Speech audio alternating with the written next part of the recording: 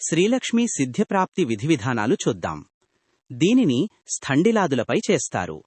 ఏదైనా పుణ్యకార్యానికి ప్రత్యేకంగా నేలకి కాస్త ఎత్తులో నిర్మింపబడి చదును చేయబడి పవిత్రీకరించిన ప్రత్యేక ప్రదేశాన్ని స్థండిలం అంటారు. ముందుగా ఓం శ్రీం హ్రీం మహాలక్ష్మై నమః అని జపించి శ్రాం శ్రీం స్రూం స్రైం స్రౌం స్రః అనే బీజాక్షరాలను మంత్రానికి జోడిస్తూ క్రమంగా హృదయ, శిర, శిఖ, కవచ, నేత్ర, అస్త్రాలలో ఈ ప్రకారంగా షడంగన్యాసం చేసుకోవాలి. ఓం శ్రాం హృదయాయ నమః. ఓం శ్రీం శిరసే స్వాహ. ఓం స్రూం శిఖాయై వషట్. ఓం స్రైం కవచాయ హుం. ఓం స్రౌం నేత్రత్రయాయ వౌషట్.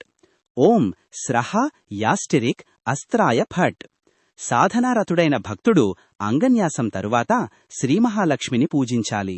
తరువాత ఒక మండలాన్ని నిర్మించి 4 రంగులు అద్ది గర్భస్థానంలో పద్మాన్ని నిర్మించాలి. దానికి 64 రేకులను కల్పించాలి.